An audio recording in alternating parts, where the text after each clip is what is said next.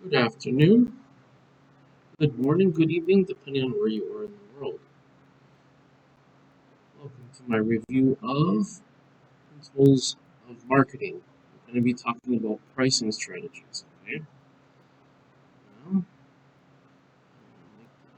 make this full screen if I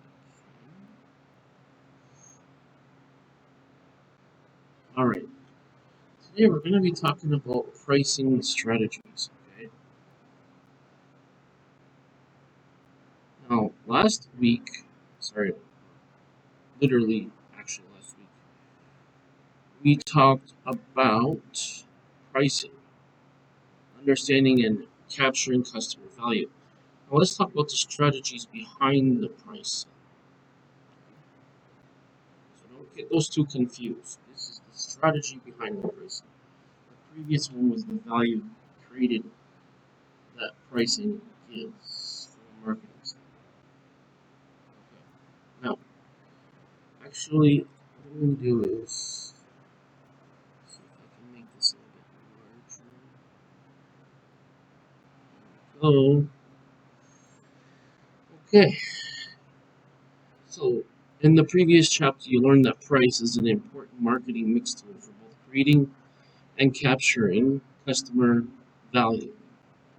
So creating means a value to the customer, capturing is a value to the customer. So,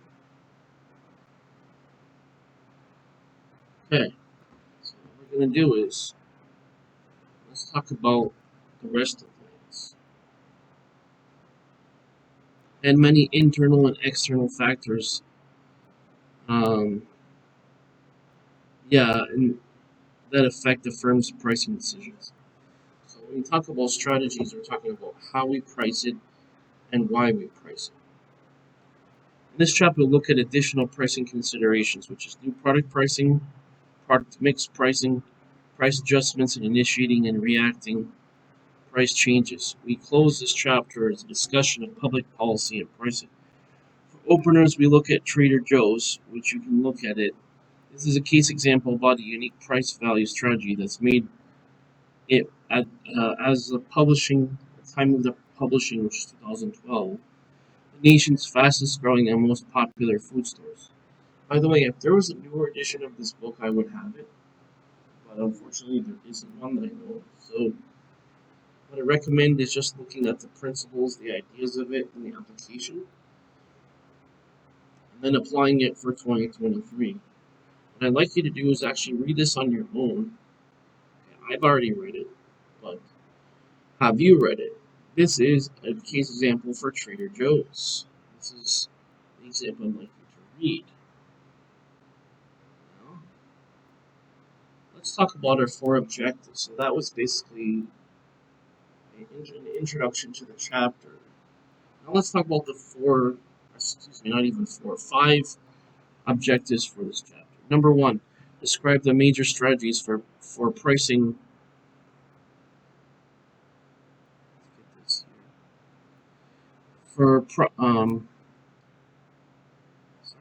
here. Describe the main strategies for pricing new products. Okay. Should have highlighted.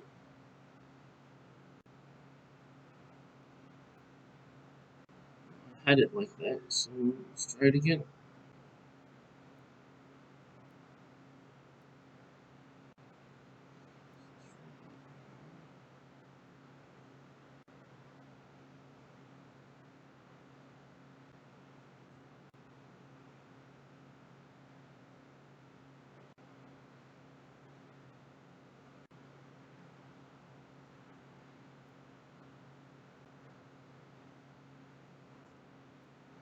Okay. At least we can see that, right? Describe the major. What is it? The major strategies for pricing new products. It just had an update for the software, and it totally changes around. And it was working just fine before, and they changed it, and now it's like, okay, what are we doing with this?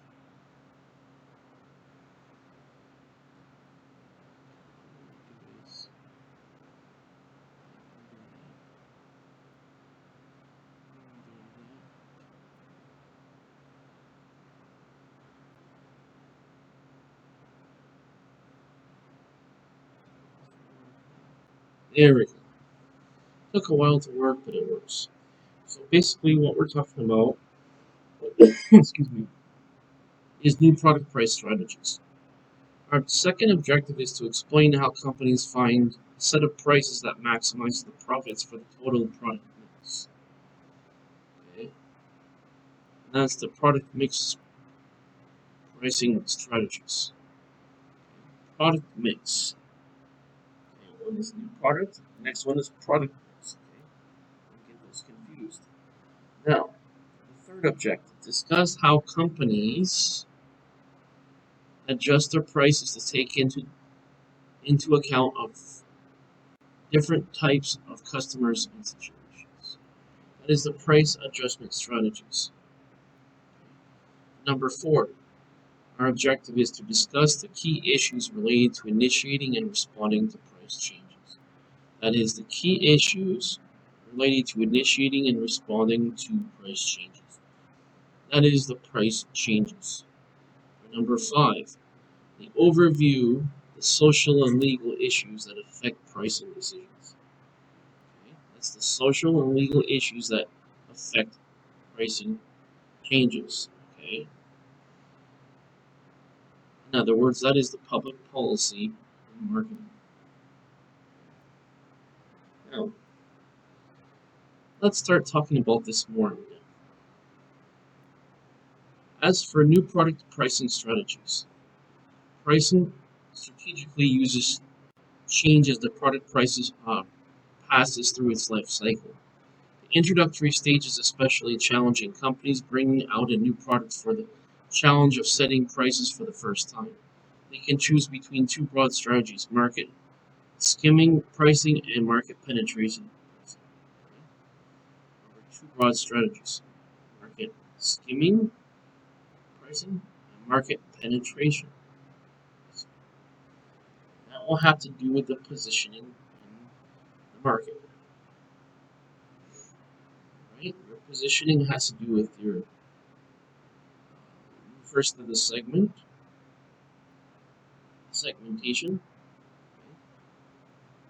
And then of course in the segmentation you have your niche. Now, many companies that invent new products are high initial prices to quote skim revenues layer by layer from the market.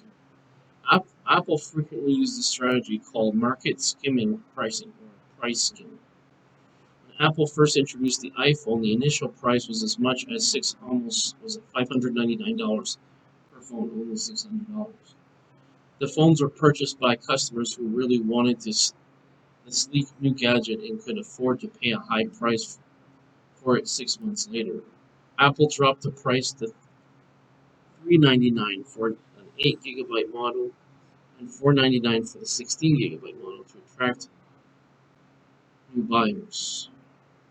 Within a year, it dropped prices again to $199 to $299 respectively, and you can now buy an 8 GB model for $99. In this way, Apple skimmed the maximum amount of revenue for the various segments. So here's what they did. They skimmed the maximum amount of revenue from the various segments of the market. Why? Because each segment has its own pricing. So, for example, depending on your segment, will have different pricing. Just like this. You think this Mercedes costs the same as, for example, as Ford? What happens if I said to you, I'm going to price this Mercedes at the same price as a Ford? Well, that would be market skimming. And now, market skimming makes sense only under certain conditions. First, product's quality and image must support the higher price. And enough buyers must want the product at that price. Okay? So, it means they need to be able to see that this is a value, because the thing is, you're competing with lower priced items. Why should they buy yours instead of the other ones? That's the question that keeps coming up. The answer is because what you have is higher value. Just as if it was priced the same amount, it's the same strategy. Okay? Except in this case, when we're doing this, it's also known as undercutting the competition. It's the other term that means the same thing. Second condition is the costs of producing smaller volume cannot be so high that they cancel the advantage of changing more. Okay. Also, finally, competitors should not be able to enter the market easily and undercut high price. Remember I said it's undercutting the market? Undercut. What do you do when you're undercut? You make your prices lower than your competition. Market skimming, pricing, or price skimming is setting up a high price for new products to skim maximum revenues layer by layer from the segments willing to pay the higher price. The company makes fewer but more profitable sales. That's market skimming. So what you do is you start with that strategy. Basically, it's you charge more in the beginning and later you reduce the price to penetrate into the other segments. So, just as they're about to say, market penetration. In terms of definition, market penetration pricing is setting a low price for a new product to attract a large number of buyers and a large market share. Why? Because you offer something at a cheaper price, therefore you can get more market share based upon more people are willing to pay less or prefer to pay less. Now, several conditions must be met for low strategy to work. Low price strategy to work, that is. Okay? We need to consider these conditions first. Number one, the market must be highly price sensitive, so that way the low price products produce, in other words, so that low price products produce more market growth. That's a way to put it. The market must be highly price sensitive, so that a low price produces more market growth. Okay, that's kind of weird. Anyway, the second condition is the production and distribution costs must decrease as sales volumes increase. Obviously, you need the supply. You need more distribution. You need more production and distribution. It means you need to produce more, and you need to bring it out to more of the places in the market. And as the volume of the sales increases as well. So you can't have a greater volume of sales if you don't have a greater production, which means you need more supply. And you need to be able to distribute it to different retailers also. That's the next one. Now the third one is that the low price must keep up with the competition. So if the competition is lower than you, that's no good. Penetration pricer must maintain its low price position. Okay. So you have to keep the price at that level in the market for a certain period of time to keep the share. Now keep in mind that every single time there's a new product, this strategy is recycled or repeated. Now let's talk about product mix pricing strategies. The strategy for setting product prices often has to be changed when the product is part of the product mix. When they say mix, this is a combination of various either strategies or products themselves. In this case, a firm looks for a set of prices that maximizes its profits on the total product mix. So that's our purpose. Now, pricing is difficult because the various products have related demand and costs and face different degrees of competition. Okay. We now take a closer look at the 5 product mix pricing situations, sort of a tongue twister. First of all, we want to look at the product line pricing. Second of all, we want to look at optional product pricing. Second of all, we want the captive product pricing, we want the by-product pricing, and then we want the product bundle pricing. Let's talk about all 5 in a moment here, one at a time. First one being the product line pricing. So for purpose of definition, setting the price steps between various products and a product line based on cost differences between products, customer evaluations of different features, and competitors' pricing. We have to look at the perception of the consumer in terms of the product and compare it to the pricing of the product. So basically, we're comparing value to price. See that? The price step should be able to take into account cost differences between products in the line. When they're talking about line, they're referring to a product line, and that refers to multiple products in the same category. Notice we didn't say lines, we said line, which is one.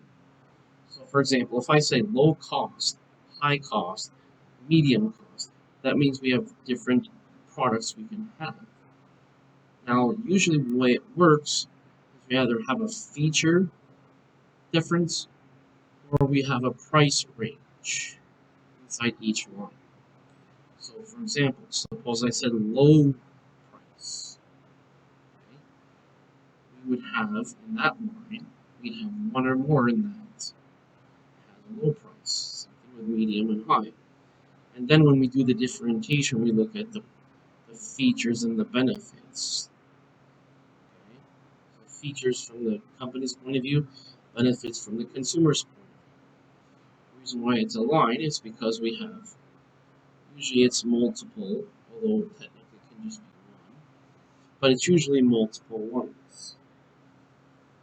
So if I say I have a line of products or a line, it just means a different classification of. Notice it says product line. This is singular forms, that means there's only one of them. We're going to compare 1 to 1, as in low to the medium to the high. Those are product line. That's a product line. Look at the pricing and the features for the low, the medium, and the high priced. Okay, technically those are different segments, but it is part of the company's. Now, the price step should take into account the cost differences. See what I'm saying? Cost differences, because we're comparing different products in one. Cost differences between what? Between products and the line. Right? So it's just like saying their product compared to the market. So it's positioning in the line. Is it low? Is it medium? Is it high? Okay. That's the positioning. That's the cost differences in the line. Okay, so we have low, medium, and high. Cheap, mid-priced, and expensive. What's the difference in price? Right? And you also consider other things. More importantly, they should account for differences in customer perceptions of the value. So what's the difference in the value? Well, the higher price should have more value. Because of the pricing structure, it gives the perception, or should give the perception, that the higher priced item has more value. And that's part of the pricing strategies. Okay. Now, you can see different examples with different products in all different industries. Where we have the deluxe, the premier, and the regular, standard. Okay. You use different fancy names for it, but basically that's what it is.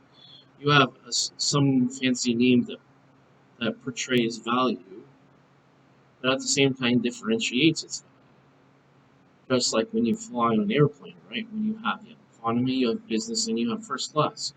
Is that the same value? Of course not. So that's the same idea. You have 2 or more products that have different pricing and features and benefits. Okay.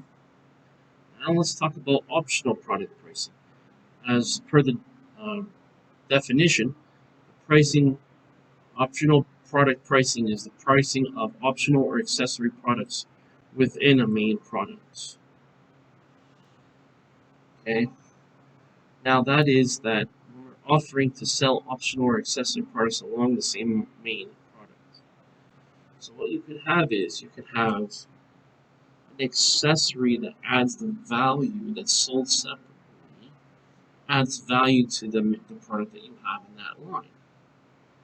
If you think of a toy, you think of a car, you think of a computer, those types of things. Okay? You think of peripherals for a computer, those are the or for a phone, as in a mobile phone, those are some ideas.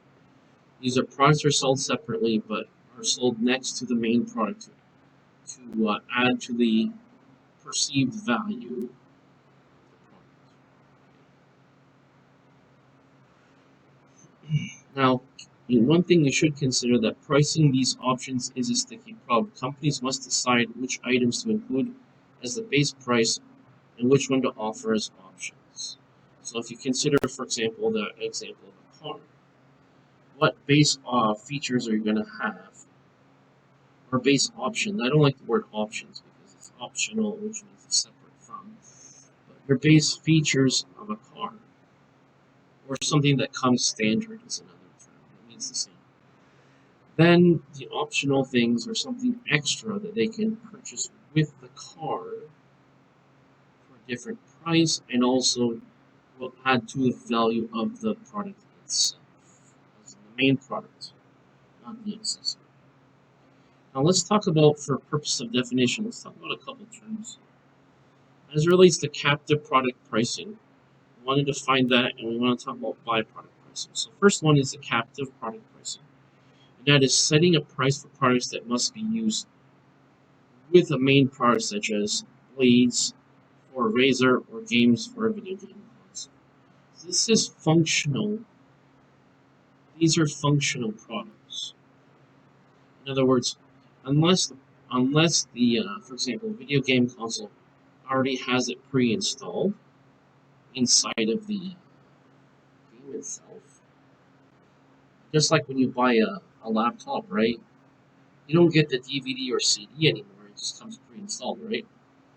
It's the same kind of thing. Right? But things that are accessories, things that are not necessarily coming with the computer or main product, that's going to be your captive product pricing. This is the pricing for things that are separate from the product but makes the product work as it's supposed to be. It does border on being unethical because it's kind of like saying, yeah, buy a car but you need the engine. You got to buy the engine separately. You know what I mean? It's a little bit of an exaggeration, but you see the point. As in, you're going to have to buy this product separately to make it work with the product you already have. Now, let's talk about byproduct pricing. With byproduct pricing, that's setting a price for products to make the main product's price more competitive. Again, that's setting a price for products to make the main product's price more competitive. So meaning, if you have a product, okay, and you say, okay, this is the price with this other product that's with the optional, you know what I mean? You have a product that goes with the main product. So for example, you have like, for example, a satellite radio with like, for example, a car. Right? And then you have it sold separately, or sold, sorry, excuse me, in this case, sold together, in which that you get a better deal if you buy it together than if you were to buy it separately. Otherwise known as piecemeal. If you buy it piecemeal, it'll be more expensive than if you buy it as a bundle, which is together in the same package. Okay? Now, remember for byproduct pricing, the company seeks a market for those products to help offset the cost of disposing of them to help make the price of the main product more competitive. That could be for many reasons. It could be because there's a shelf life. There's definitely a product life cycle for the products. and also has to do with the limited usage of the off product, which is the optional product that's used with the main product. Okay, just think of it. It's a simple way to understand it. Think of your main product having one price, optional product having another price. They have more value when they're sold together. You get a better deal when you buy them together. Now, here Kodak has a main example of how it was competitive in printer pricing and economics. What it did was it basically found a way to change its product line to be more competitive. And one of the ways is that you cut out ones that are no longer past its product life cycle. And then what you do is you say, okay, here it is. We have something that matches the needs more for the market based upon the technology, and we're going to price it accordingly. Okay, that's what it is. So I encourage you to read this case example here. So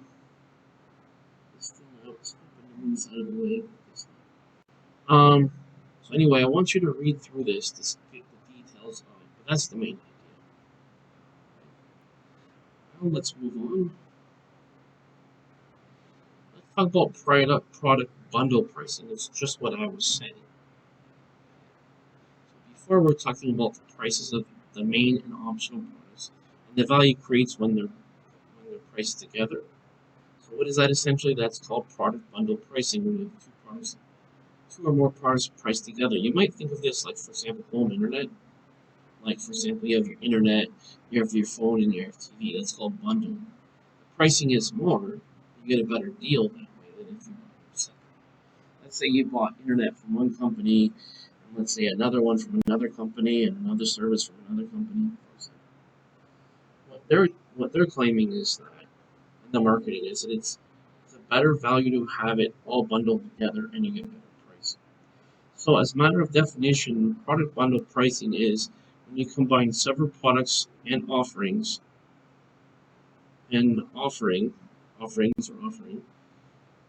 so combining several products and offering the bundle as a reduced price, meaning you get a better deal in terms of the actual rate.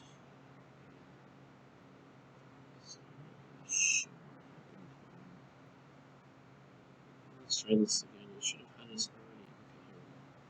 So the point is, you get a better rate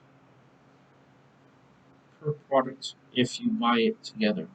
You're gonna pay more, but it's cheaper altogether. And so instead of, for example, let's say you buy 3 products for example, for $100 versus normally each product would cost like $50.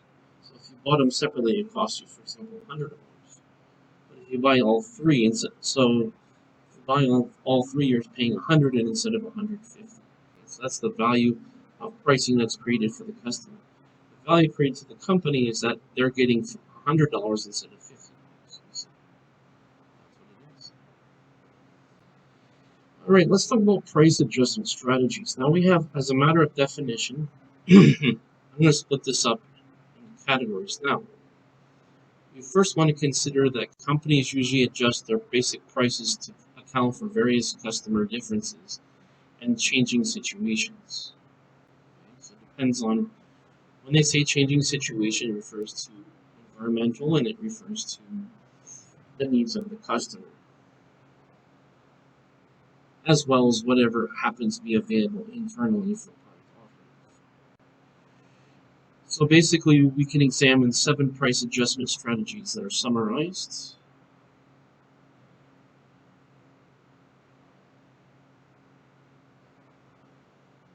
Number 1, we have discount. Number 2, we have allowance pricing. Number 3, we have segmental pricing. Number 3, we have psychological pricing. Number 4, we have promotional pricing. Number 4, we have geographical pricing. Number is 1, 2, 3, 4, 5, 6, 7. And number 8, we have dynamic pricing. Number 9, we have international pricing. Let's break this down one at a time. As relates to discount allowance pricing, we have some terms we should be clear about. Number 1, discount. Most people are familiar with this term, but just as it relates to marketing, let's define it in the context. Discount is a straight reduction in price on purchases during a stated period of time in larger quantities. Why larger quantities? Because that is the incentive for the company to offer. Meaning, like, for example, you buy 1 or you buy 10. Why would they give a discount on 1, right, when the normal price is this one? Versus they can sell you 10 and give you a discount. So when they sell you 10, they make more than when they sell 1. So the fact is, sold in a larger quantity or like a bulk amount means that creates value to the company. It also gives you a better rate to the consumer. Now, in terms of allowance, as a matter of definition, that is the promotional money paid by manufacturers to retailers in return for an agreement to feature the manufacturer's products in some way. So this is allowance. Okay, so basically, it's when a company pays for promotional, it's the promotional money spent for basically advertising on products or to feature. Like, for example, feature means to show the value of the product, basically advertising. Now, and also slash could be marketing depending on what the format is. Now, by the way, remember marketing is more larger scale, advertising is more smaller scale in terms of differentiating the strategy versus the tactics. In terms of segmented pricing, we need to remember that segmented pricing is selling a product or service to 2 or more prices. The difference in price is not based on difference in costs. So this is not, if we're talking about different costs, that's internal consideration. We're talking about external consideration. And that refers to the pricing in that segment. So each segment is going to be defined by its pricing. Remember, I told you have you have a low cost cars, mid cost cars, and high cost cars. That's a segmented pricing. Pricing for each segment. Now let's talk about price adjustments. I'm just going to show you some stuff about price adjustments here. Now, with price adjustments, we need to consider the discount and allowance pricing, which is reducing prices to reward customer responses, such as paying early or promoting the product. That's called a pre-release or pre-purchase or prepaid. It's the same general idea. So it depends on what's happening with the promotion. It'll be the difference between the 3 deals that are synonyms. Okay. Now with segmented pricing, we are adjusting prices to allow for for differences in customers' price or location. This has more to do with demographics than it has to do with pricing strategy. But it has to do with individual considerations in the segment as it relates to the pricing or the segmented pricing. Also, we have psychological pricing, which is adjusting the prices for the psychological effect. So when the price goes up or down, there's a response by a customer, obviously, especially, of course, especially when it goes up, but also when it goes down as well, as part of the promotion, which leads to our next one, which is promotional pricing. That is temporarily reducing prices to increase short-run sales. Geographical pricing, adjusting prices to account for geographic locations of customers. Okay. It depends on the market value of something relative to what's already there. Okay. So if something's already there and the market average is X, you need to have something close to X. So Y is going to be close to X. Your pricing needs to be close to, has similar features as what the market average is. That's why it's an average. if there's already an existing product in that market. If there isn't, you have to find out. You have to look at other demographical data relating to purchasing power, relating to other priorities, and what people value in terms of pricing. Also, now we have dynamic pricing, which is adjusting prices to continue to meet the characteristics and needs of individual customers and situations. For example, if the customer no longer needs X feature, let's say for a service, what you do is you reduce the features and reduce the pricing accordingly. And then we have international pricing, which is adjusting prices for international markets, which is similar to geographical pricing. Geographical pricing could be a region of a country, right? For example, city versus countryside, that could be geographical pricing. International refers to a different country's pricing, and that has to do with social, political, governmental, right, and cultural considerations, as well as market average, market behavior considerations as well. Now, segmented pricing takes several forms. Okay? Let's consider that. Under customer segmented pricing, different customers pay different prices for the same product or service.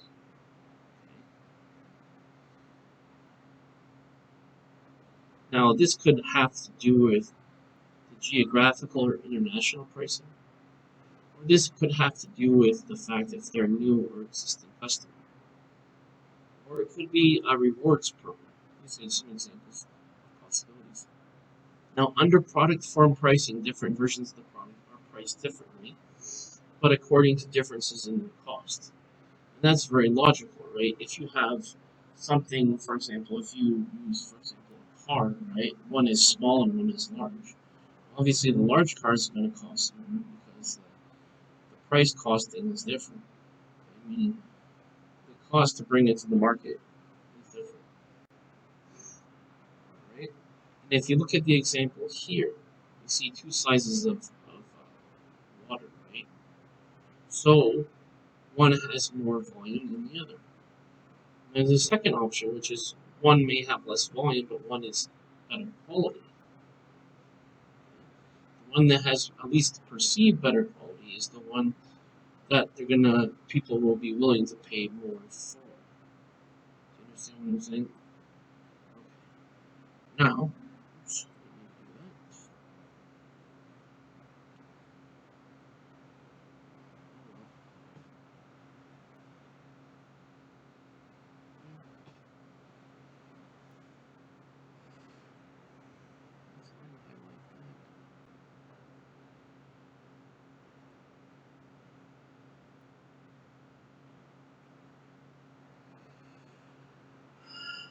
Okay, so used to be able to highlight this and just press delete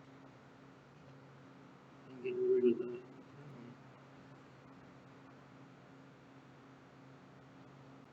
Well, can I undo that?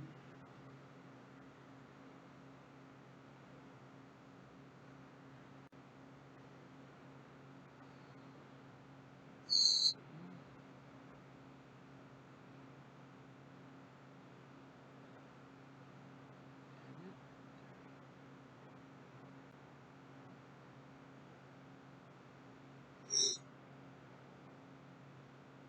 okay, just ignore this. Well, under so we have to consider the volume, quantity sold, as it relates to the pricing. As you see, one is much bigger than the other. Under using location-based pricing, a company charges different prices for different locations, even though the cost of offering each location is the same. Because it has to do with the demand in the market. It also has to do with the economics of the market. Meaning, if there's less disposable income in that market as an average, at least as an average, because you have to look at the average, you can't just look at each one individually. That means you have to raise the prices according to what they have available for pricing. Okay. For segmented pricing to be an effective strategy, certain conditions must exist. For example, markets must be segmentable. Let's say you have a car market. For pricing to work, because we're differentiating the prices, we have to separate into segments. These are different parts of the market. If we think of segments, we think of like an arm or leg, right? And the arm, you have different parts. That's what it is. Segments must show different degrees of demand, okay? That's what it is. Because of segmenting and reaching the market, you cannot see the revenue obtained from the price difference. Okay, so cost cannot be more than the price of the item itself. Otherwise, you're losing money. You're not gaining money. It sounds pretty obvious, but I'm just going to mention that just to make sure. Of course, segmented pricing must also be legal. Certain industries in certain countries there is regulations, so price regulations, and that's what it is. Most importantly, segmented pricing must reflect real differences in customer perceived value, meaning how the customer sees it. You must see differences between. For example, why would you pay more for a Mercedes if you didn't see the Mercedes was higher quality than a Ford? See? You have to see, the customer has to see from their point of view that one product has more value than another product, and therefore that's why they're paying more for that product, you see. Consumer in higher price tiers must feel that they're getting extra money's worth for the higher prices they're paying, which is exactly what I was just saying. So, if you're paying less, it's because there's less value. If you're paying more, it's because it's perceived that there's more value. I'm going to try one more time so I can get rid of this. There used to be an option here for edit or something. Now, if you go here,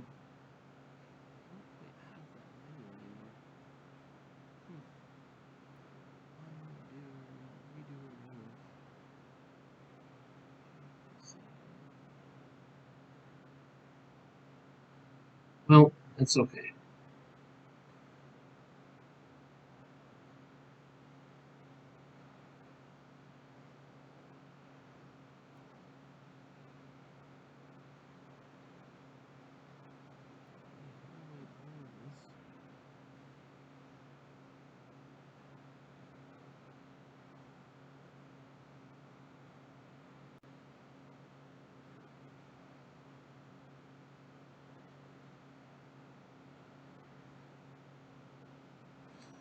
Okay, anyway, the earlier version was you're able to select it, press delete, and delete that, but unfortunately it's not doing that this time. So, I'm not really sure, but that's whatever I suppose for now. Well,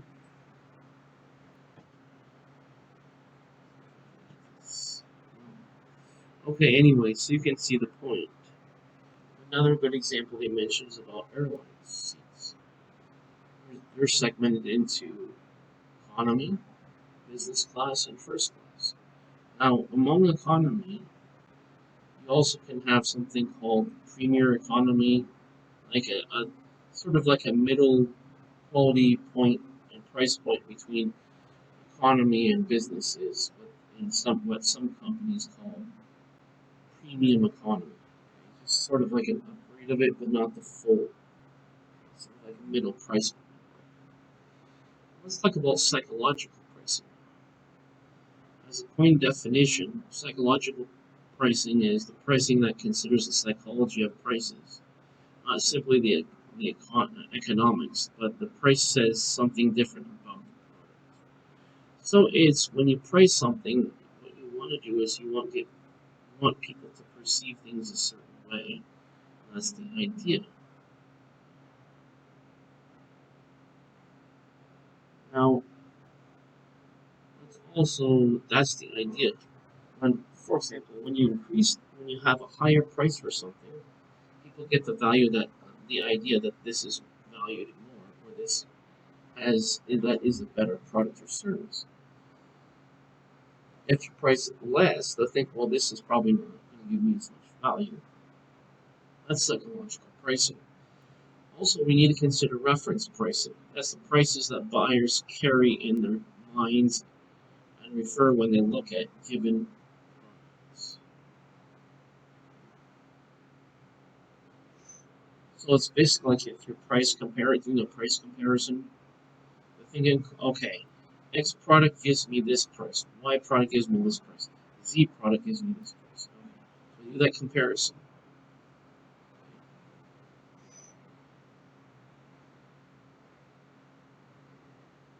Okay.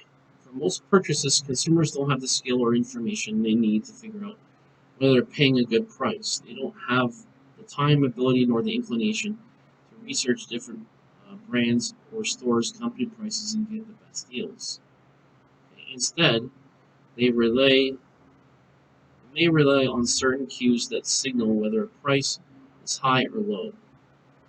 Interestingly, such pricing cues are often provided by sellers in the forms of sales signs, price matching guarantees, and loss leader pricing, and other helpful hints.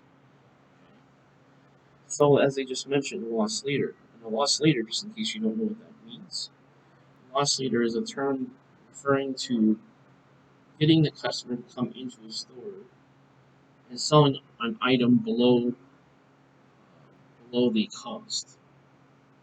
But the idea is once you get them in the store, they will they will buy things that are profitable and will make up at least allegedly will make up the difference from what they lost. But the idea is getting people into the store is the hardest part. Even small even small differences in price can signal product differences. Because you say, okay, this one's a little bit less than this one. Why is that? For example, in a recent study, they asked how likely they would be to choose among LASIK eye surgery providers based only on the price they charge. For example, $299 or $300. The actual price difference was only $1, but the study found that the psychological difference was much greater. Preference ratings for the providers charging $300 were much higher.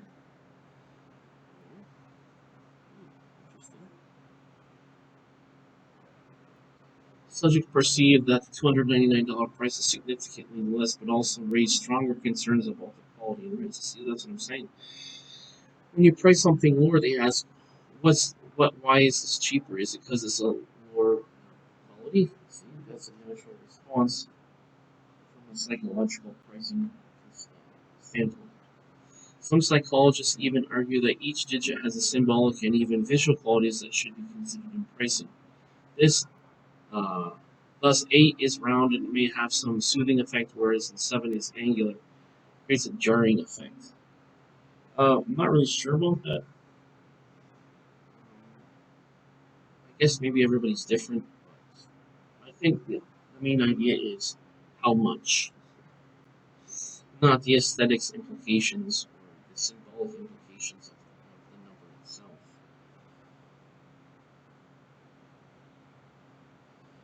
Let's talk about promotional pricing.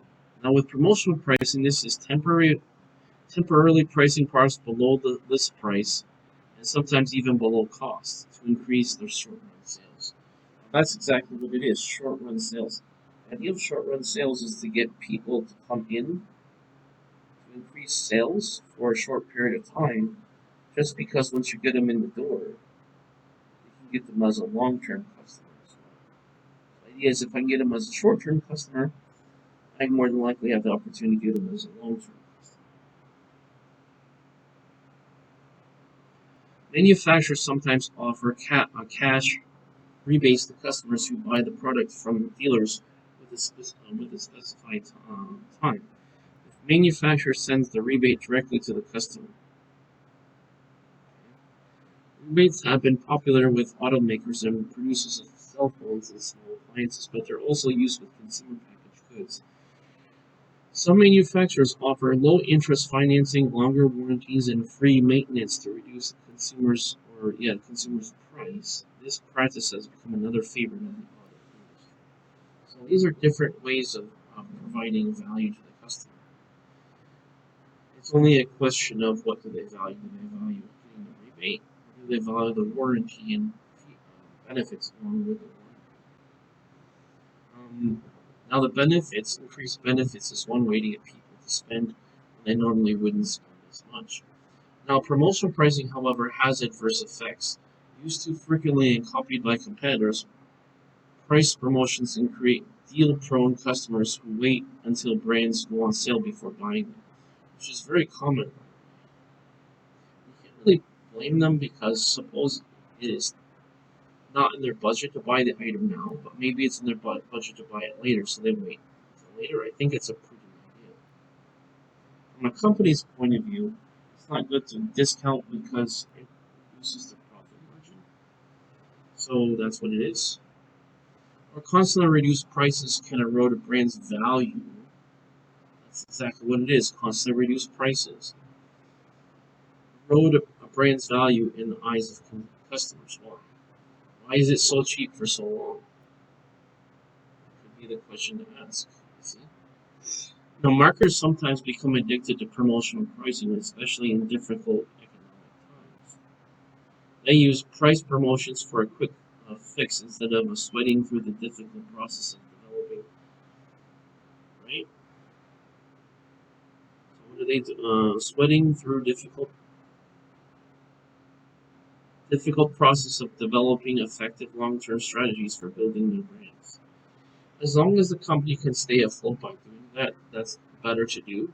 Because what they're doing in the meantime is they're building trust and they're building brand value of their products. Now, when companies go out of business and they have large discounts, that's different because they have that's what they call short run or short-term sales. And that's what they're after for companies that are going out of business. Okay. So to reiterate, the point of promotion pricing is can be an effective means of generating sales for some companies in certain circumstances. Also, having a discount brings attention to your company, to your brand, and you get more customers to come in. Okay, short term it's good, not long term. Long term it's bad for your profit margin. It's also bad. Bad for your revenue, and it's also bad for the perceived value of the brand of the company, the brand or brands of the company. Now let's talk about geographical pricing. Let's define some terms here. Number one, geographical pricing is setting prices for customers located in different parts of the country or the world, as we just mentioned earlier.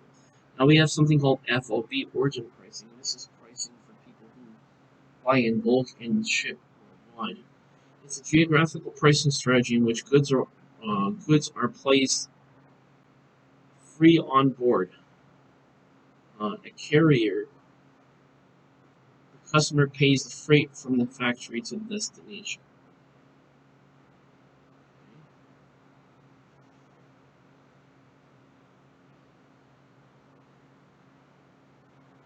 And so, basically, remember that the customer pays the freight from the factory to the destination.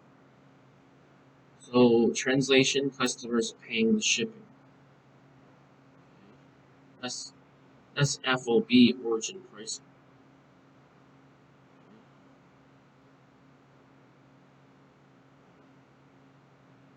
Okay. Goods are placed free on board on a carrier.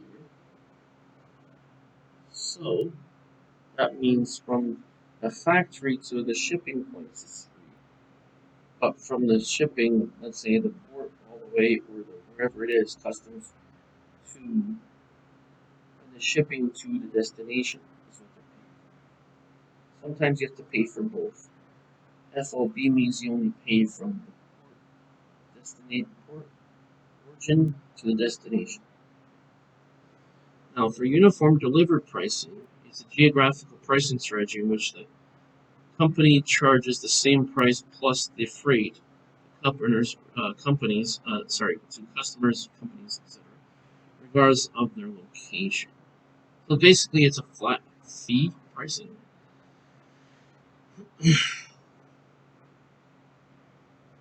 We also have zone pricing.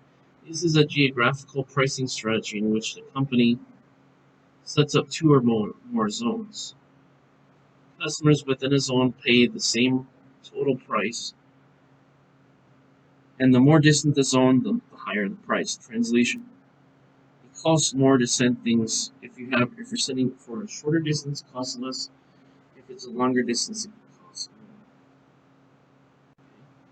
Each zone is basically, as I said, your geographical pricing, or it's a pricing scheme in which they determine a standard for how to charge in the shipping. See what I'm saying? Now we also have a basing point pricing, which is a geographical pricing strategy in which the seller designates some city as being the point and charges the customer the freight from which the city to the customer. So that could be that there's some examples where this could be relevant, could be used, which is, for example, suppose your place where you have the product, right, is close to where you're going to be shipping it out. Instead of the place where the product originates from, you look at the place where you're shipping it from, and oftentimes it's used in places nearby. So the costs are quite negligible. I mean, the costs are quite modest or insignificant. Remember, we also have freight absorption pricing. That is a geographical pricing strategy in which the seller absorbs all or part of the freight and charges to get to the desired business. Okay, this is more of a general idea. Okay, so this is business to business. The seller will absorb the cost, which means the seller won't charge to go from place to place. Let me give you an example. For example, when some company says, this is the price of the item and shipping is free, you don't pay shipping. That's the free absorption pricing, meaning the seller pays for the cost of the shipping, not the buyer. Now, as far as dynamic pricing is concerned, dynamic pricing is basically adjusting prices continually to meet the characteristics and needs of individual customers and situations. So as the situation changes, they change the pricing. If you need more, you need less, you need different conditions, then they change the pricing. So when they say dynamic pricing, it refers to pricing that can change. This is good for flexibility, and this is also good for meeting the needs of the customer. Let's talk about international pricing. Oh wait, before we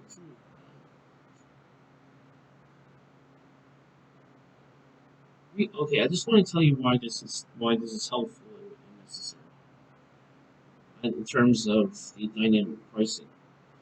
So basically, one thing you should understand is that in addition, consumers can negotiate prices at online auction sites and exchanges.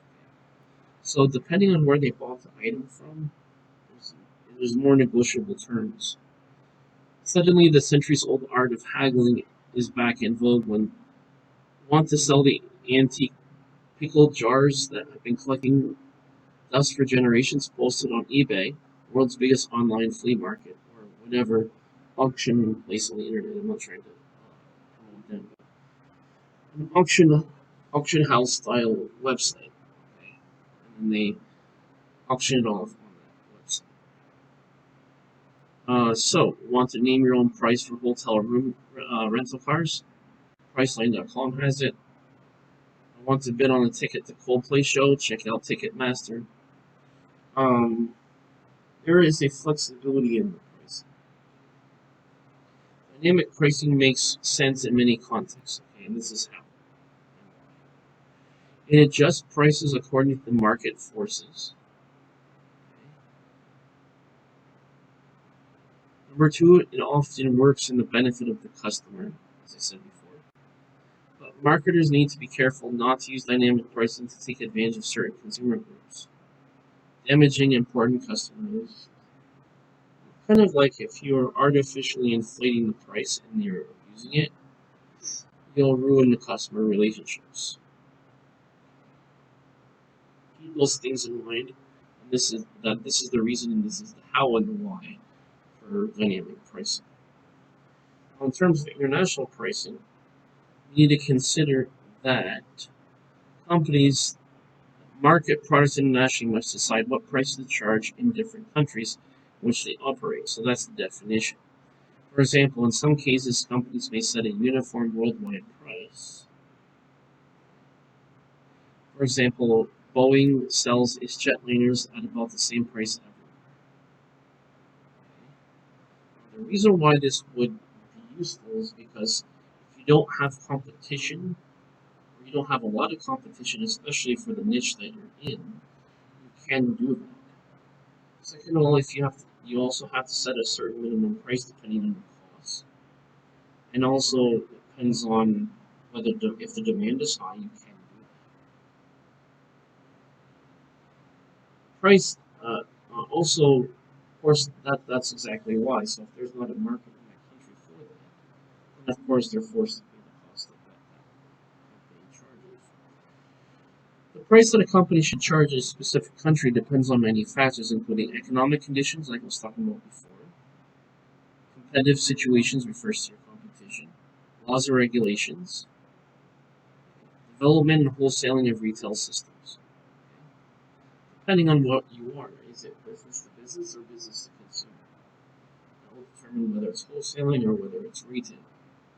Customer perceptions and preferences also may vary from country to country, calling for different prices. So that will depend on how much they value that. It will depend on what the market average is for something similar. Or the company may have different marketing objectives in various world markets, which requires changes in pricing. Here we go. You may have different marketing objectives in various world markets, which requires changes in pricing strategy. For example, Samsung might introduce a new product into mature markets and highly developed countries, which with the goal of quickly gaining mass market share. This would call for penetration pricing strategy. So that's the goal of quickly gaining market share in the market. Quickly gaining market share. Let's say in the marketplace. It's, of course, obviously in the marketplace. In contrast, it might center a less developed market by targeting smaller and price-sensitive segments. When they say price-sensitive, by the way, that means that the most important value to the customer has to do with the pricing, meaning pricing is the most important thing to the customer. Costs play an important role in setting international prices, of course. Travelers abroad may be surprised to find out goods are relatively inexpensive at home and may carry out outrageously high price tags in other countries. Why? Because if you have a minimum demand relative to whatever the average market is internationally or whatever your benchmark you're using. So in other words, as long as you have a demand, but it costs more to ship it in, of course the price has to be more. That is provided that the customer perceives the market perceive that as being valuable. For example, a pair of Levi's selling for $30 in the United States might go up to $63 in Tokyo, $88 in Paris. Okay. Why they have this? Because they have to import it in, and whoever's reselling it has to resell it for a profit. So there's various costs involved. And then, of course, there's a markup, as we talked about in the previous chapters. There's a markup that has to be considered based upon the costs. Okay. Now, just like McDonald's Big Mac may be selling for a modest $3.57. In the United States, it might cost $5.29 in Norway. Or an Oral-B toothbrush selling for $2.49 at home may cost $10 in China. Inversely, a Gucci handbag going for only $140 in Milan, Italy, might fetch $240 in the United States. So, we do is we consider the price of the domestic market versus the international market. What's the difference in prices at the same price? If not, why is there a difference? Well, there's a difference because this is in a different market. Why does that matter? Because it has to do with the cost, the base cost of getting the item itself. Okay. Now, there are some products that just have a base cost, as I said, like only, because other companies, or excuse me, other countries, they don't have companies that actually sell that or have the expertise. So it's technically not a monopoly, but it is something where there's a limited supply based upon a limited skill set to make an item on a certain quality standard. Now let's talk about price changes. Remember that after developing their price structures and strategies, companies often face situations in which they initiate price changes and respond to poor changes. Sorry, not poor changes, price changes by competitors. Yeah. When we initiate, so that's price changes. Under the category of price changes, we have a couple of things to consider. Number one, we need to consider the initiating price changes. In some cases, the company may find it desirable to initiate either a price cut or price increase. So it depends on what the situation is. When we have a price cut, so several situations may lead to a firm considering cutting its price. On one circumstances, excess capacity. So if you have more capacity, by the way, when they say capacity, they're referring to storage, meaning they have too much in storage compared to demand. So again, supply and demand. If the demand is less, you have the same or more supply. It means you have to reduce the cost to get people to be interested in buying it, because you do have competition for the same idea. Also, in airlines, I'm not even going to read this. I'm just going to give you some examples. You'll have a peak season and you'll have an off-peak season. Peak season for airlines refers to a popular time when you have more demand. Off-peak is when you have less demand, and therefore prices are cheaper, versus peak season is costs more. Right? Now, it also has to do with demand in the season. For example, traveling in the summertime is popular, okay, so therefore the price of gasoline in the summertime may cost more. Also, depending on the industry, if we're referring to home heating, different types of oil, different types of segments, all gonna be more in a colder climate because there's more demand. Maybe less demand for home heating in the summer, but more in the wintertime. Just as traveling, there may be more demand in the summer than in the winter. In terms of travel, I'm not talking about in terms of day-to-day transportation. Now, when we talk about initiating price increases,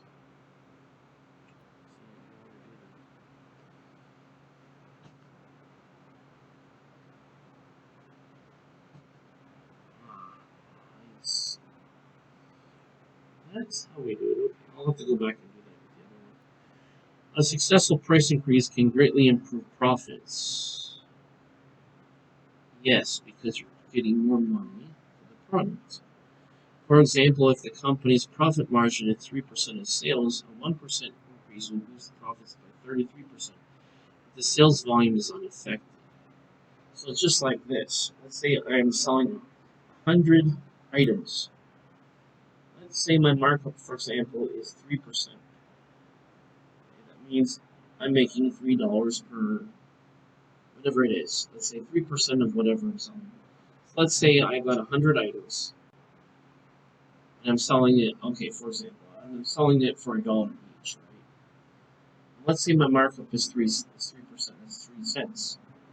Let's say we increase the price of a product from $1 to like, I don't know, like $1.50, $1.25. What we do is we take the difference in the markup. Let's say it's between 3 and 25. Let's say it's 22%, or whatever it is. Sorry, let's say a dollar to, excuse me, let's say $1 to $1.25. It's the difference of the price before to the difference what it is now. It's the previous price, meaning the difference between price 1 and price 2. Okay?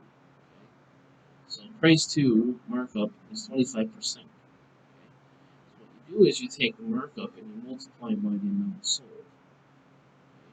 And you'll find how much difference in revenue you have based upon difference in price compared to quantity sold. Okay? That's what it is.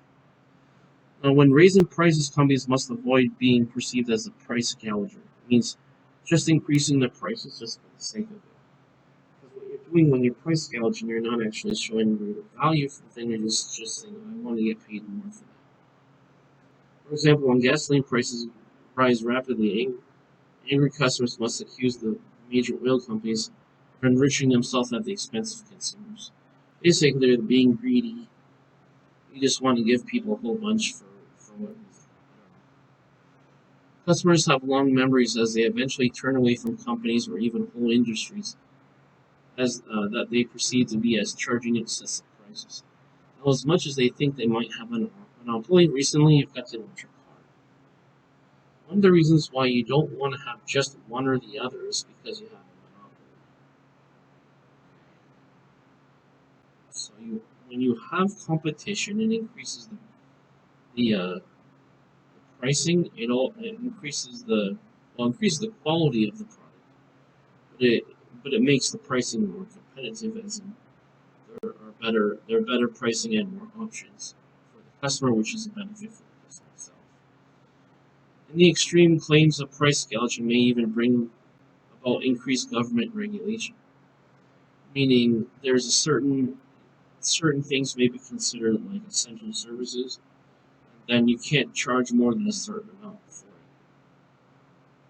There are some techniques for avoiding these problems. One is maintaining a sense of fairness surrounding the price increase. So depending on if you can prove that it's costing you more, such as you increase the price by 10%, right? But it's costing you, you can show the consumer that it's costing them 10% more to procure the product or service, and therefore it's fair to charge 10%. Price increases should be supported by company communications telling customers why prices are being raised, which is exactly what I just told you. Transparency is the way to be. Now, one way you can do it is through the news. Okay, OPEC just decreased their supply. OPEC or major companies just whatever. So basically, the reseller themselves. So there's two levels basically. You take the reseller, who is retail, or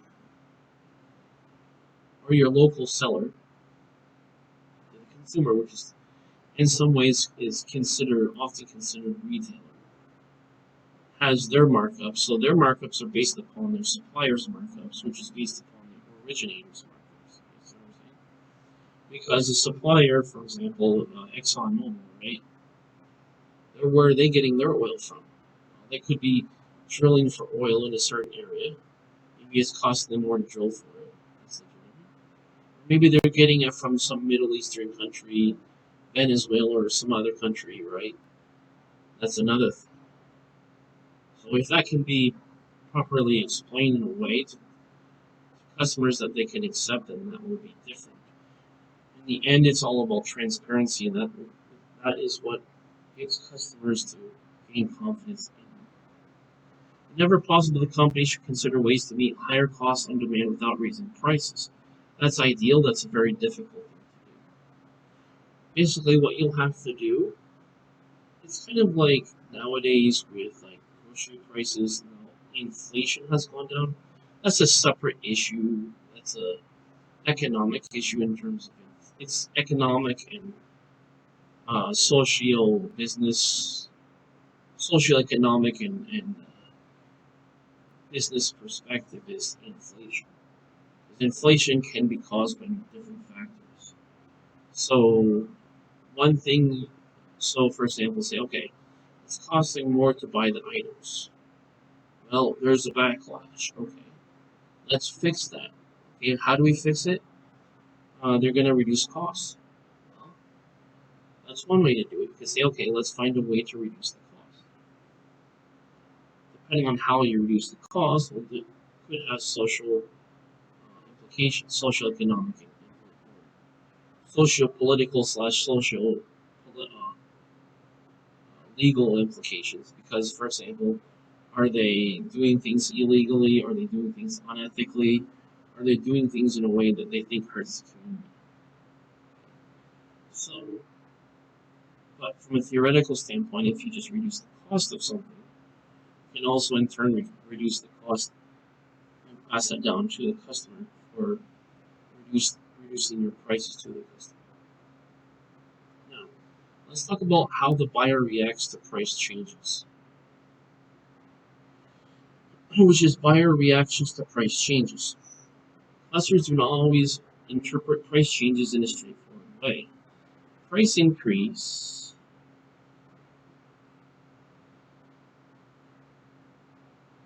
would normally lower sales may have some positive meanings for buyers. Okay? For example, what would you think if Rolex raised the price of its latest watch model? Well, if you don't buy Rolexes, you don't care. But if you're somebody who buys Rolexes, you might care. For example, on one hand, you might think that the watch is even more exclusive and better made, because this is not just like an everyday necessity. This is a commodity. This is a commodity. On the other hand, you might think Rolex is simply being greedy by charging the traffic what the traffic will bear. It depends on how high it goes, and it depends on other factors like competition and what value it has and the demographics. Now, to people who can't afford to buy a Rolex anyway, it's kind of a moot point because they're not going to be buying Rolexes anyway, so what does it matter? For people who buy Rolexes who can afford that, then it's only a question of is it worth it to pay more. Similarly, consumers may view a price cut in several ways. For example, what would you think if Rolex suddenly cut its prices? You would think if you're getting a better deal on an exclusive product. More likely, however, you'd think the quality had been reduced. Because you say, well, how come they can make it so cheap? It wasn't cheap before. See, most people don't think like that. The brand's luxury image might be tarnished. Why? Part of its value, a lot of people don't understand, and this is the point I've been trying to drive home during these lectures, is that price does add value to it. It adds the perceived value of the customer and also adds value to the company in terms of revenue and profits. Understand? Now, a brand's price and image are often closely linked. Price change, especially a drop in price, can adversely affect how consumers view the brand. That's what I just said. This applies to more expensive items such as jewelry, it can be diamonds, it can be watches, it can be all those types of things. Okay? They normally cost more. Tiffany's is a retailer that sells, or in this case, resells jewelry. Now, competitors' reaction to price changes. So, for example, suppose your competitor dropped their price. How do you react to that? A firm considering a price change must worry about the reactions of the competitors as well as those of its customers. Competitors are most likely to react. Are most likely to react when the number of firms involved is small. When the product is when the price is when the product is uniform, and when the buyers are informed about the products and prices. The danger is if you start cutting your prices and your competition has to follow suit, which means can you can you keep up with the price decrease? as in you have to charge a minimum amount. And then the problem is you may just lose market share because somebody can undercut you. They can afford to undercut you, at least for a short time. I'll give you an example. Before Walmart was so prolific, guess what happened? You had people with small businesses that sold different items, had their own niches of items that they sold, convenience stores, etc. Guess what Walmart did? They undercut them in pricing. They couldn't compete with that. They went out of business. In this case, because Walmart could leverage its inventory and had time and could afford to cut costs because of its sourcing and other reasons, it could afford to cut costs versus other companies can't. So this is a very slippery slope. You have to be careful about price cuts when it comes from a business point of view.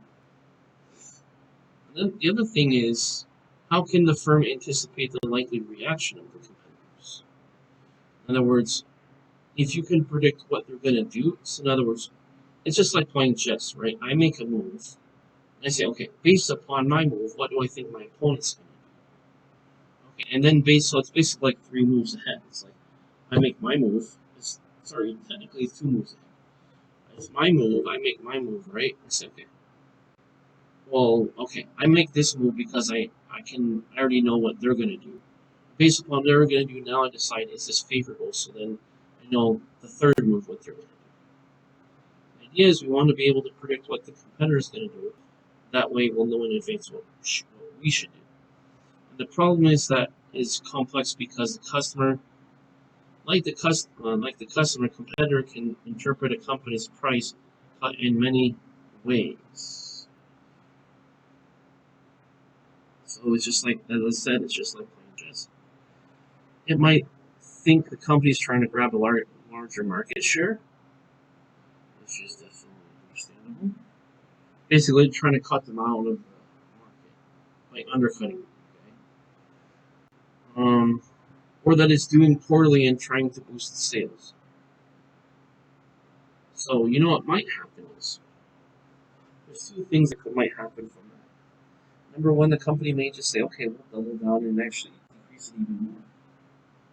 Just long enough to get them out of the market, get all their customers, and then get them used to their R value. Then they're permanently out of the market. Okay, that's one thing. The other thing is, you could say, well, you could signal the competition to increase their value because, well, or not provide as much to the customer. So it depends on from whose point of view. From the customer's point of view, that may indicate that the company's not doing well. Their quality's bad. That means they may immediately lose market share.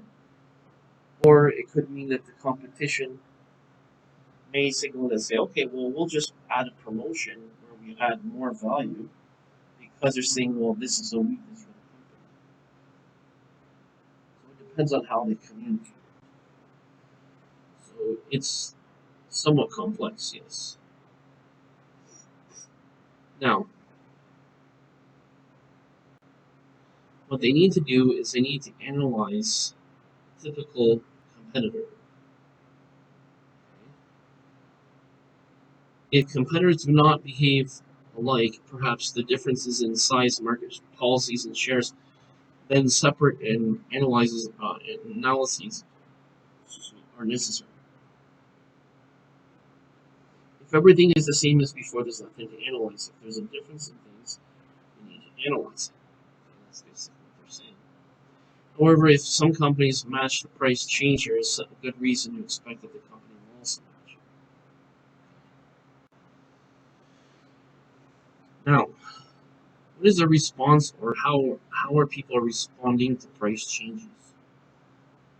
Here we reverse the question and ask how a firm should respond to price change by a competitor. So one is, what is the consumer's response to a price change? And then what is the competitor's response to a price change? The firm needs to consider several issues. Why did the competitor change the price? Is the price temporary or permanent? What will happen to the company's market share? in profits that it does not respond. Are other competitors going to respond? Besides these issues, competitors must also consider its own situation strategy as possible customer reactions to its pricing changes. So there's different reasons for pricing changes. That's what the main idea is. So now, if you look at the figure below, you can see the process in which that they look at the price in response to the price changes. This is assessing the and responding to competitor price changes. Number one, has a competitor cut the price? If yes, which is the whole point, then will they lower prices negatively to affect our market share and profits? Well, it depends on the reason. That could be yes or no. And if yes, then can or should effective action be taken?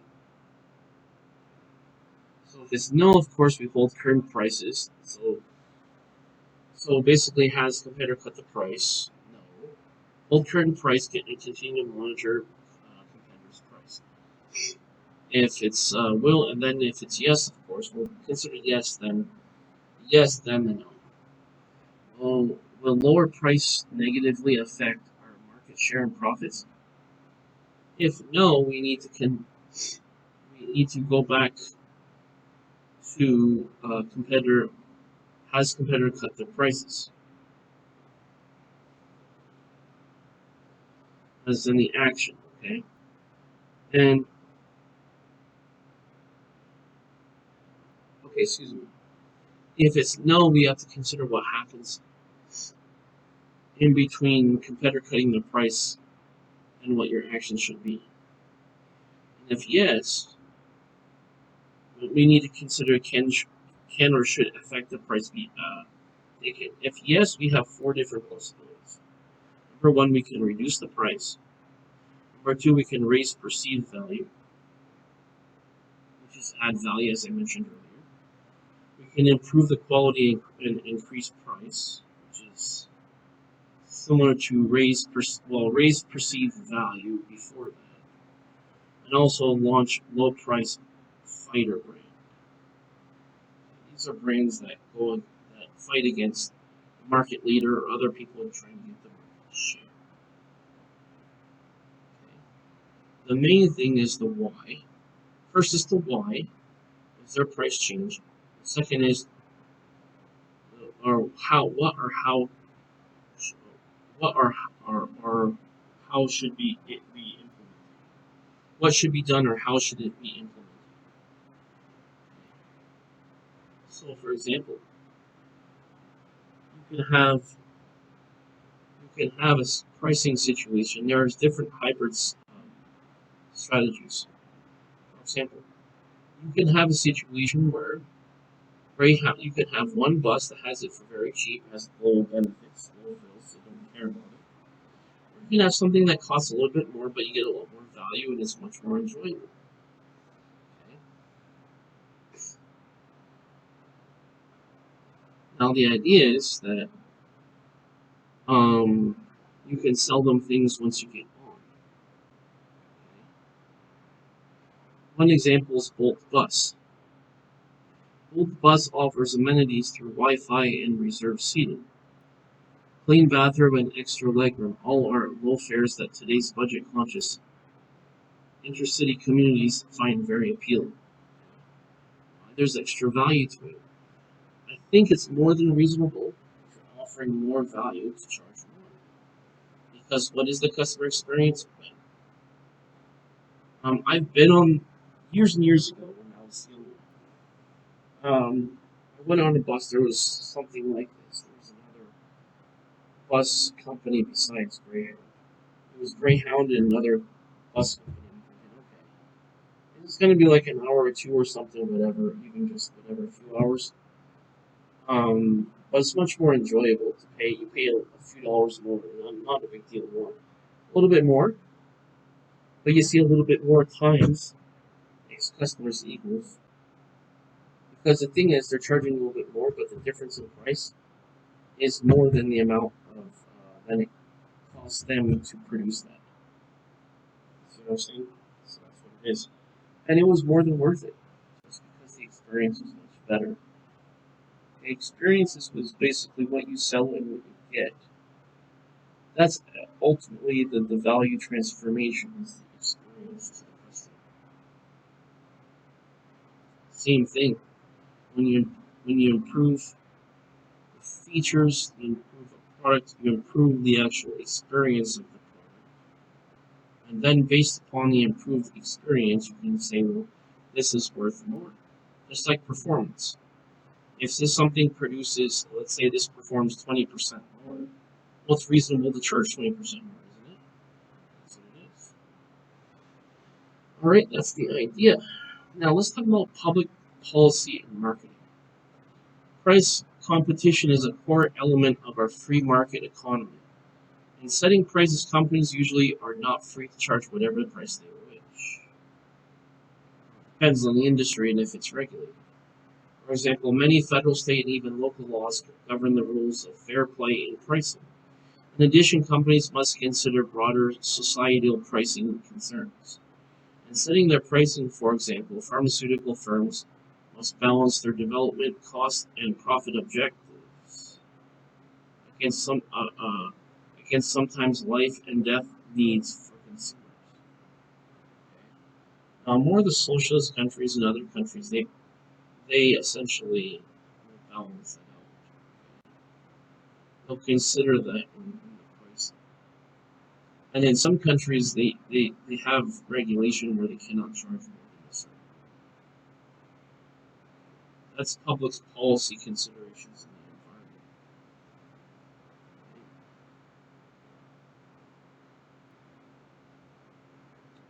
So, when you consider major public policies in pricing, those include potentially damaging pricing practices which are given level of the channel, which is price fixing and predatory pricing as well. Across levels of the channel, which is retail, price maintenance, discriminatory pricing, and deceptive pricing. When they say discriminatory, it's basically like it's not based upon a fair standards, but it's not based upon an equal standard, it's based upon an unequal standard. For these types of people, we're charging this amount, but for these types of people, we're charging that amount. It's called discriminatory pricing. One good example, and it's somehow legal, is what they call tourist traps, where the local person charges this amount, but if you're a tourist, or they think you're a tourist, it's predatory pricing and discriminatory pricing because they're discriminating you based upon the fact you're a tourist, and also predatory because they're saying, okay, instead of charging this one, we're going to gouge it all the way up to this price.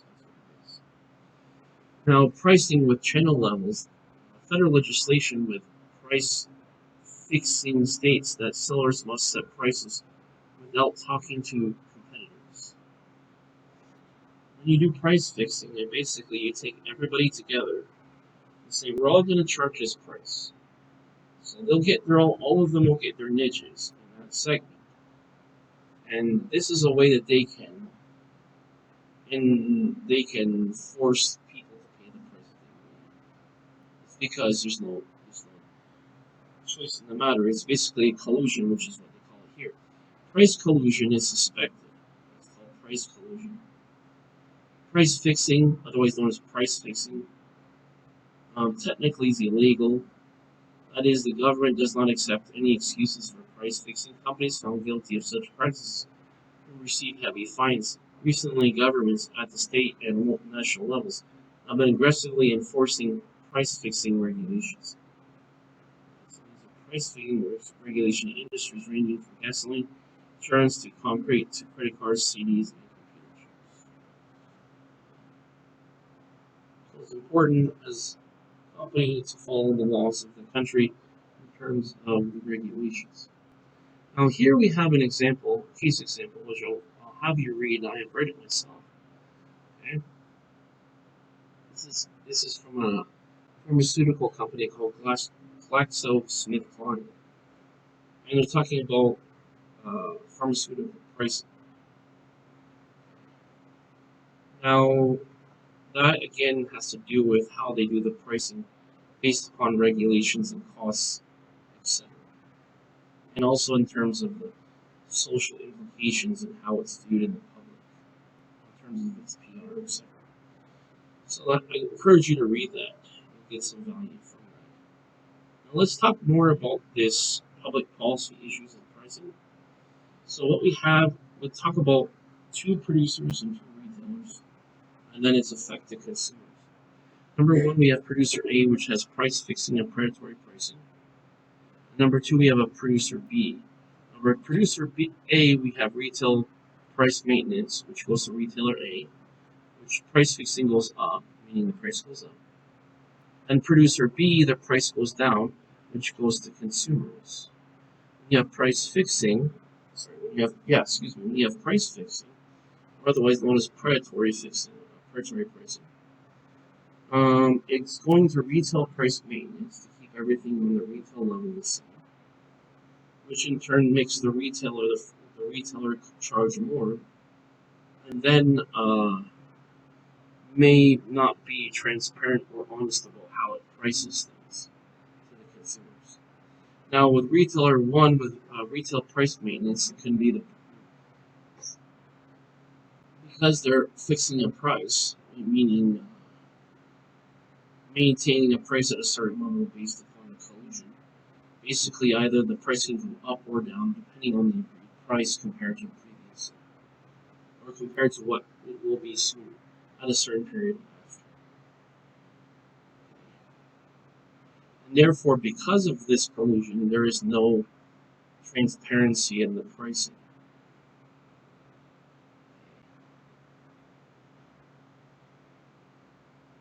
And of course, there's no incentive for them to tell you their pricing anyway, because they say, well, that's what makes us competitive, etc. Or whatever million and one excuses they have. Now, let's talk about pricing across channel. So those are ethical/legal issues. Let's talk about pricing across channel levels. Okay, this is the last thing we should talk about. Remember, a channel is a leveling between in the supply chain process and the pricing process as well. The Robinson-Patman Act seeks to prevent unfair practice discrimination by ensuring that sellers offer the same prices to customers at a given level of trade. For example, every retailer is entitled to the same price terms for given terms. This is price terms, not pricing.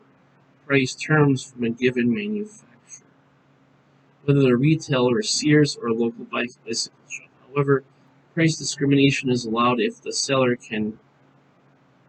Here's the loophole. Price discrimination is allowed if the seller can prove that the costs are different from selling to different retailers. For example, then it costs less per unit to sell a large volume of bicycles to Sears than it is few bicycles. That's very legitimate. Right? We talked about that before. If you're more efficient, the producer, especially at the manufacturing level, the cost per unit is cheaper, right? When they sell it, because their cost per unit is cheaper, right, over a unit of time, that means that they can make more profit per sale. Just like this, suppose you have let's say you have a factory that produces 100 cars a day.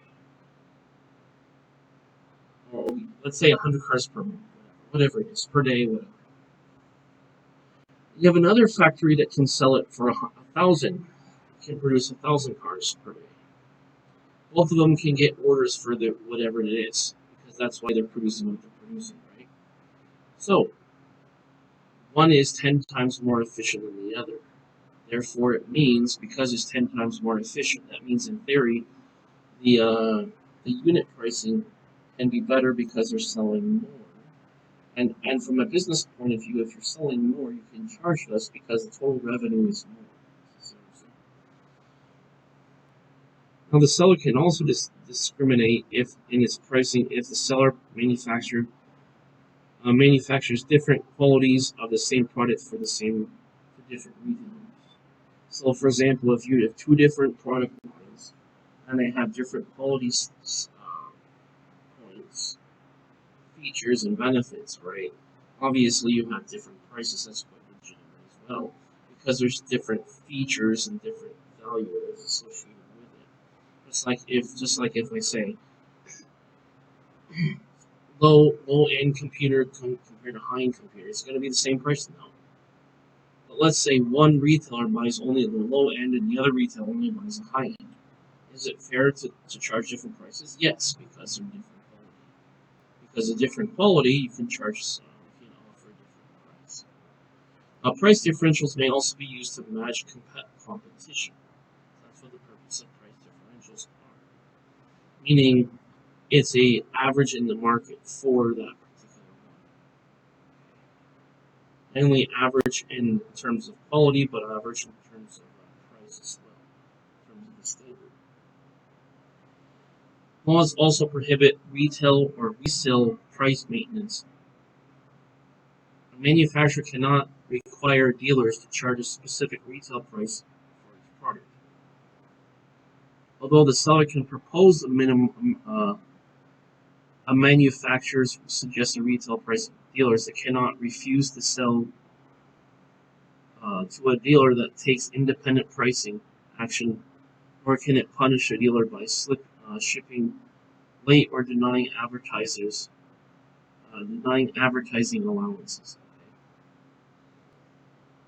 For example, the Florida Attorney General's office investigated Nike for allegedly fixing the retail price of shoes and clothing.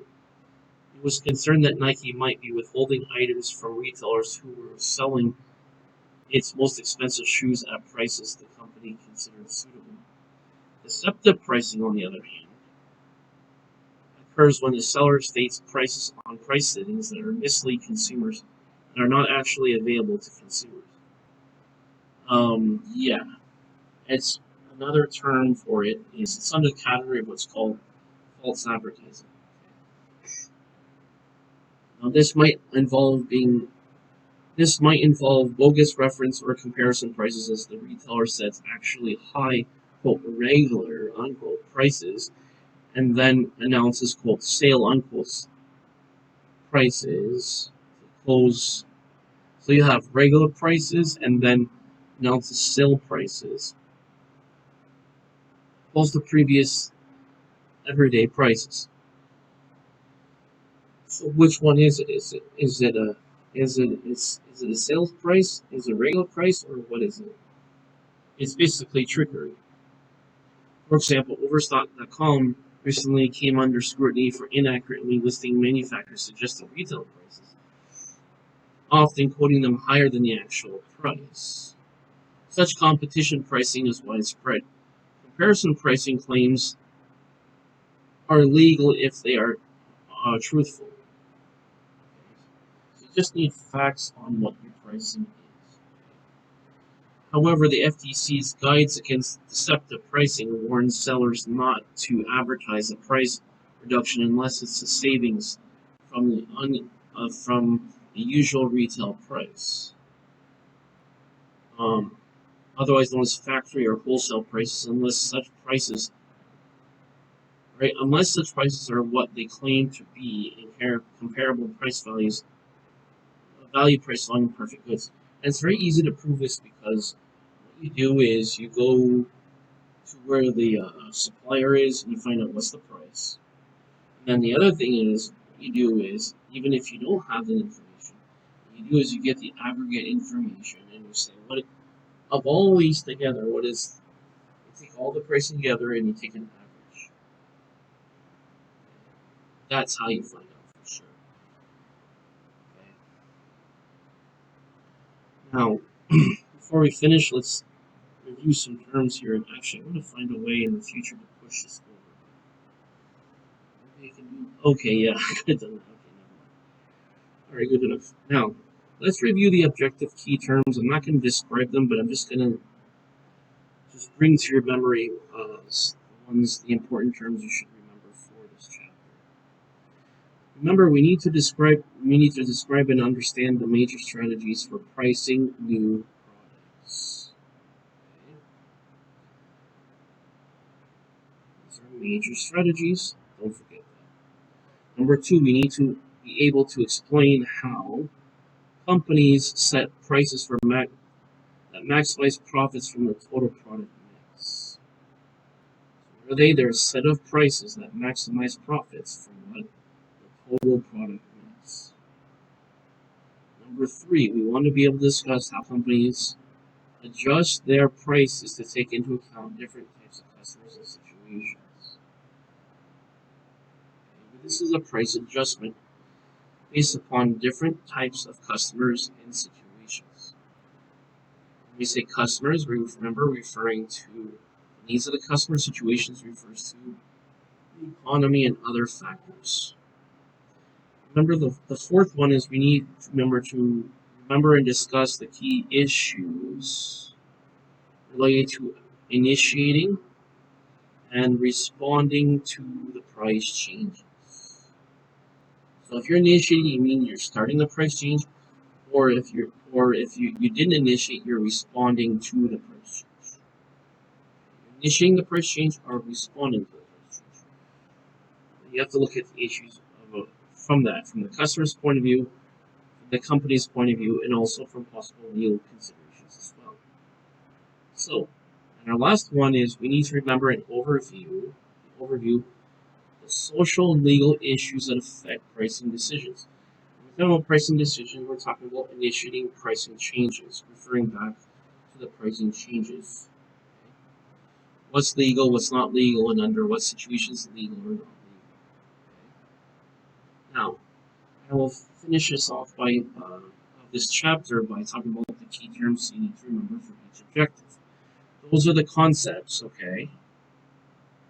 Let's talk about the key terms. For objective 1, we need to remember what market skimming pricing is, what market penetration pricing is, objective 1.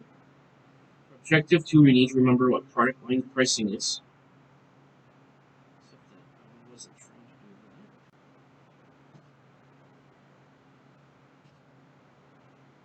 Optional product pricing, captive product pricing, buy product pricing, product bundle pricing. If you really think about what they're saying, it's almost self-explanatory. In terms of objective 3, there's some terms you need to remember. And by the way, they don't have key terms for 4 and 5. 4 and 5 are related in terms of the concept, and not in terms of so much vocabulary, which is the key terms here. For objective 3, we need to remember what discounts are, discount, allowance, segment pricing, psychological pricing, reference pricing,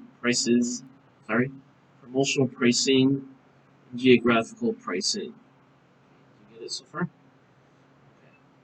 Then we need to know FOB origin pricing, uniform delivered pricing, zone pricing, facing point pricing, freight absorption pricing, and dynamic pricing. If you don't remember what those are, go back in this video and review them. Or if you want to go more detail on it, you can actually Google search it. Or look for some specialized publication that talks more in depth about that. But the idea for our purpose is just to get the overall idea and understand what it is from a definitions point of view. Now, I'd like to conclude. The rest of this stuff you can do as extra practice. I'd like to conclude that what we're trying to get from this is understanding pricing strategies. We need to understand the ideas behind them in terms of strategies, why there's pricing changes, what they do, and how it's done, and then the why in terms of if this is ethical, legal, and then what should be done from an ethical standpoint. I'll add that as well because as much as it doesn't sound like ethics matter, ethics do matter because over time, if you're doing the wrong thing,